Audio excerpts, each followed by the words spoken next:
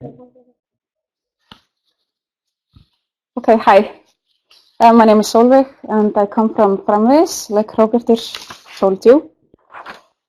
And we try to provide most of our courses in a distance environment. So here we have a picture from one of our courses, just for you to see. You probably see that it's very similar to this Adobe Connect system. It's called Microsoft Link, the one we use. Just a little bit background story. The center Framvegis means it's a little bit difficult word for us because it's not a noun, it's an adverb, and it means from now on or into the future, something like this. So it's supposed to like coin what lifelong learning is all about. But the center was founded in 2001, part of Ármúli College Health Faculty. And since 2006, it has been run as a private but not-for-profit lifelong learning center.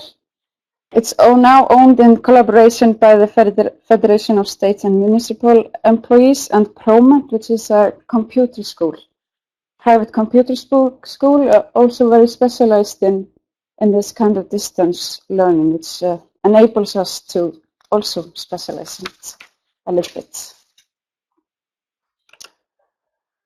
So what we do is we provide vocational education and training for adult learners.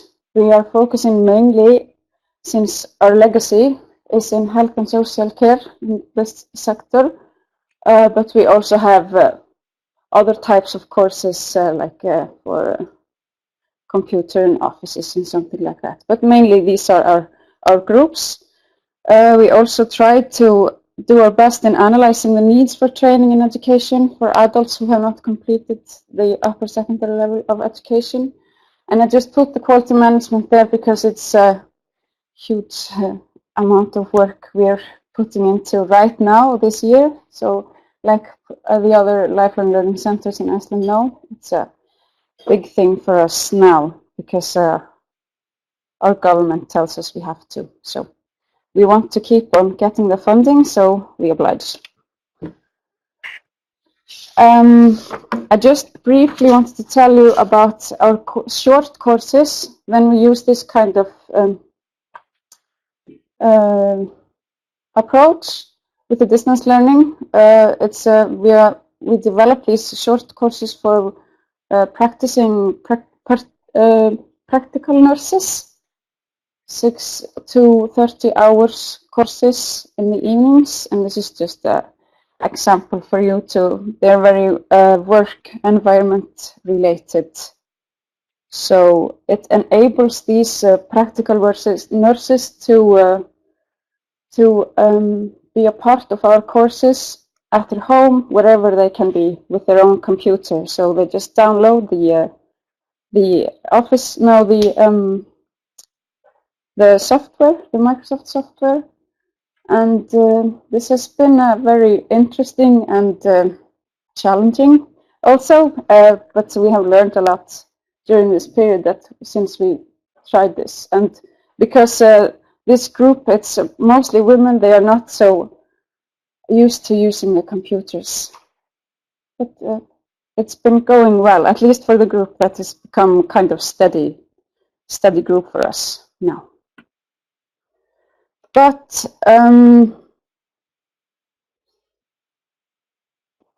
yeah, I'm not going to tell you about this. Helena already did this morning. Where are we here? Okay.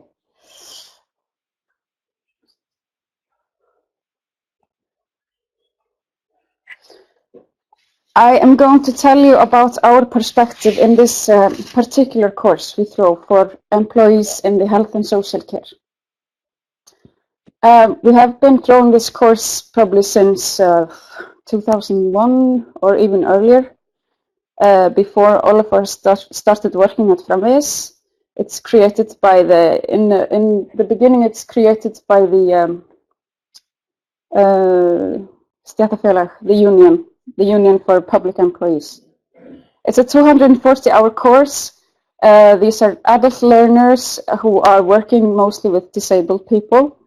They have very short formal education, but a lot of work experience, mostly the people who come to us.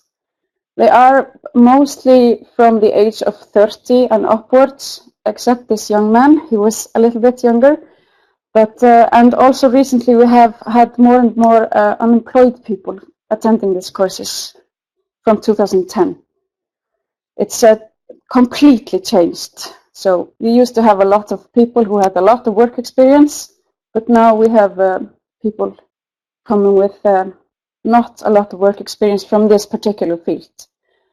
We have in this course around 30 instructors or trainers. I use instructors, trainers, and teachers a little bit back and forth, but mostly they're all specialists working in their field.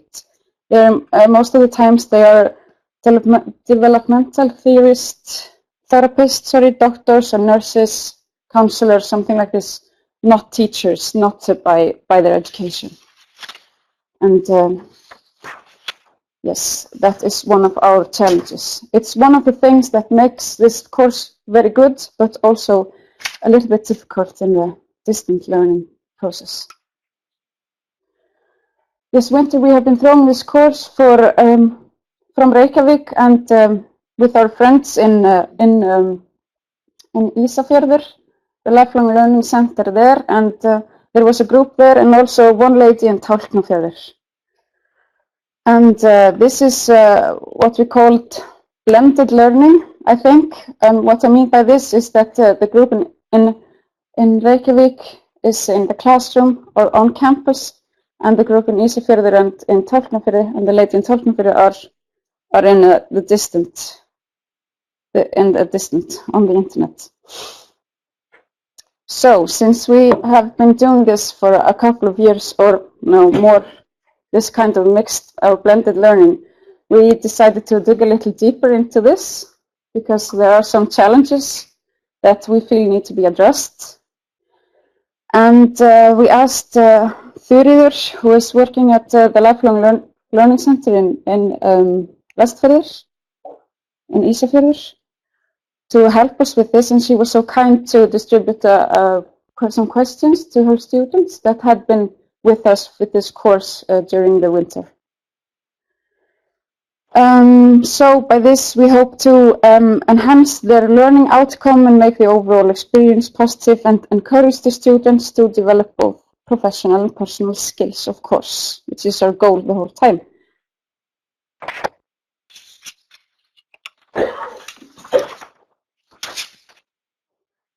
So 7 out of 9 students answered this questionnaire. It's a small scale. They're all very positive after their graduation. This is a quote from one of the women, and this is something probably all of you can relate to. It's about either you have an option to do it this way or you have no option to get any education, or at least not the one you want.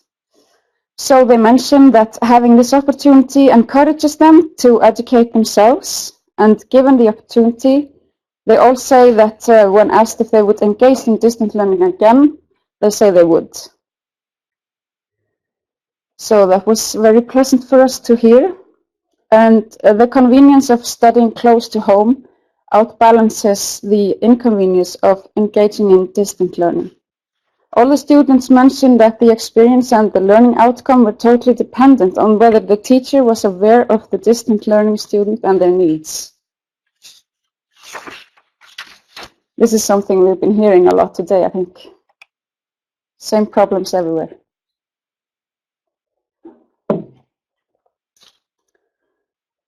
So, there is obviously a conflict that comes through between the learners that are on campus and those in distant learning.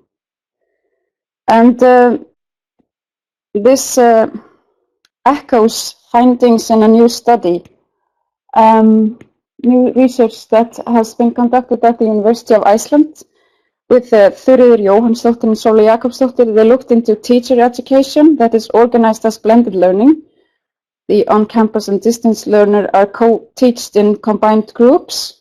And this is the same setup that we have at Promise. So we were very interested in this study. It just came out now in April 2010. And there were very similar findings to our challenges. Both our students mentioned the conflict that can arise between the on-campus and distant learning students. The campus students often feel annoyed when they have to take the needs of the distance learning students into consideration, and the distance learning students often feel neglected. We think this is a very relevant topic, and working with the teachers, we want to try and create a sense of togetherness with them. And this is our challenge. We have a few suggestions on how to work on this, but maybe to throw in the beginning of the course some kind of group assignments to maybe the students present themselves or something like this, so they can get to know each other a little bit better.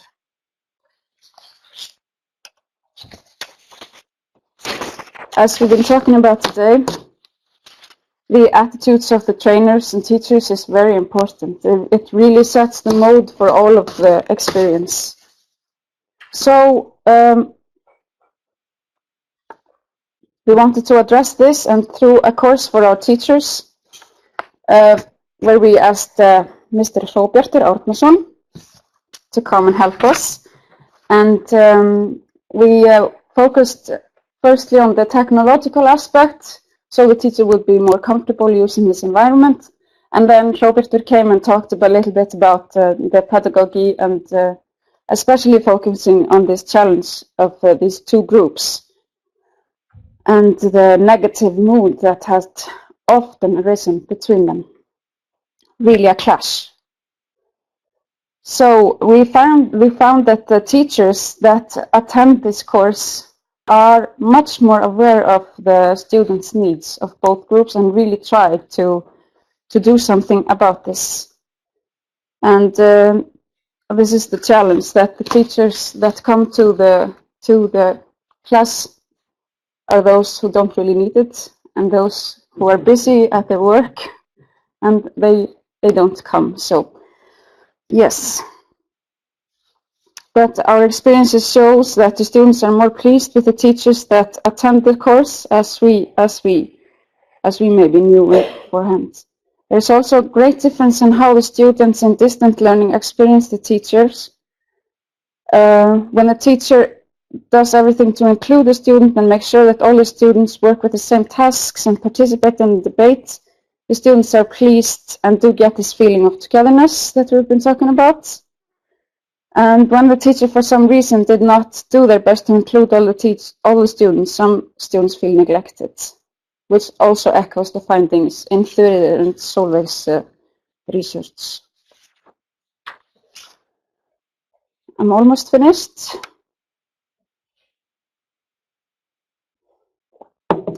Okay, Hróbjartur especially asked me to make some kind of philosophical perspective about this.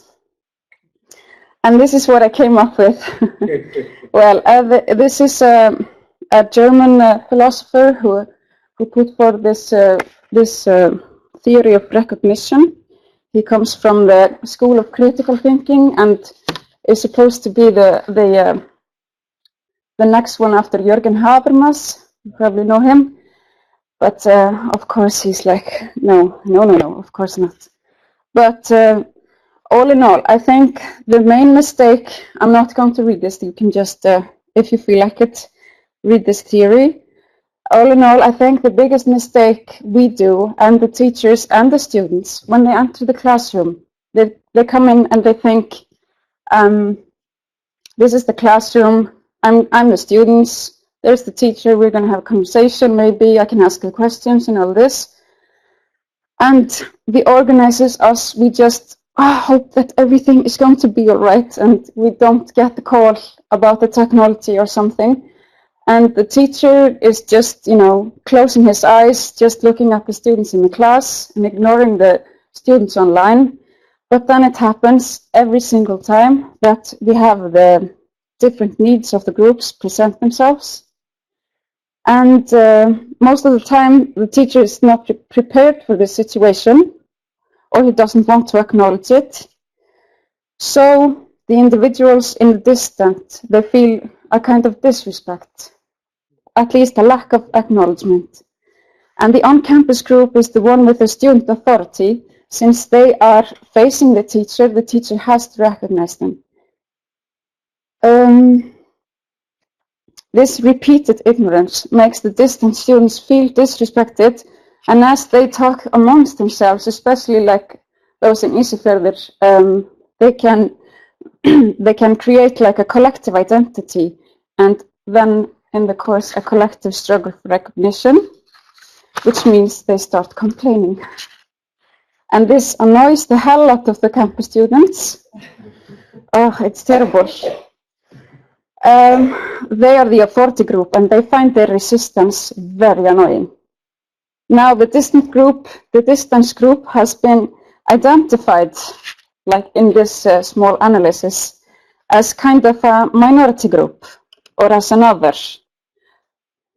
They are the other, they are the ones on the border. But as Simone de Beauvoir analyzed women as the other for men, one can apply her theory on our newly found minority group of the distance students, who are like women by definition, probably not a minority group, they're not as in few, but as in Beauvoir analyzed the situation of women in society being defined as being the other two men. The distance group is defined by the on-campus group, but not by its own accords and needs. So I leave you with our challenge, which is how to resolve this. We are trying very hard. At least that's what we think. But I think we just we have to, as organizers, be very aware of this, and not to keep the others at the border, to let them come. Well, okay, any questions? Sure. How do you, which potentials of being mixed are you using? Because we experience the same problem. Actually, we took the challenge and we solved it two ways. The first way was to not letting them be mixed on the first year. Because on the first year they had to learn to study. So they would be partial. And then clashed together. And when they were clashed together, we had to find out what are the potentials at being into the practical dimension of the study and being on the theoretical part of the study.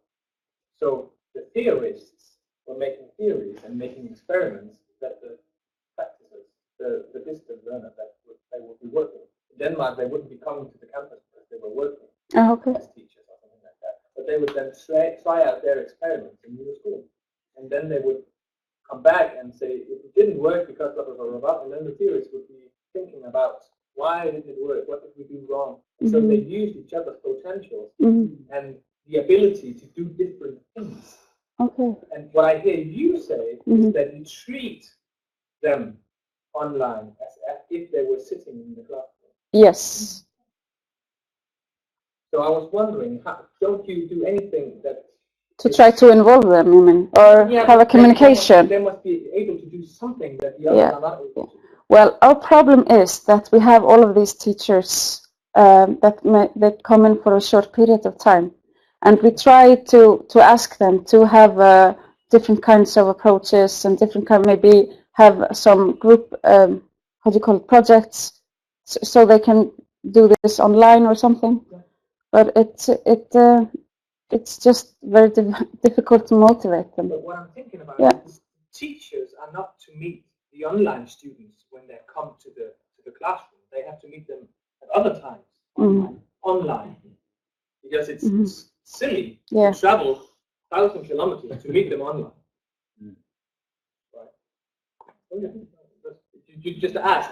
Does anybody have any questions? So that's my question, right? And that's maybe the teacher does. Nobody travels. Oh, but you said they come in short periods. Yeah, well, what I mean is that they come for just 1 day or so. They all come to our organization. Who? The teachers. The students come to us. They live in the Reykjavik area. Yeah. So nobody really. Why do the teachers come into your classroom? Because we have the mixed. Because they have also students in front of them. So it's a financial thing. We're saving money by doing this the same. Teaching all of them at the same time. Yeah. You have 20 here and 5 online. Yeah. At the same time. Just like in the same moment. Just like the 2 who are online now. Yeah. But I really have to stop here. Yeah. Thank you. Sólveig, thank you very much. Thank you.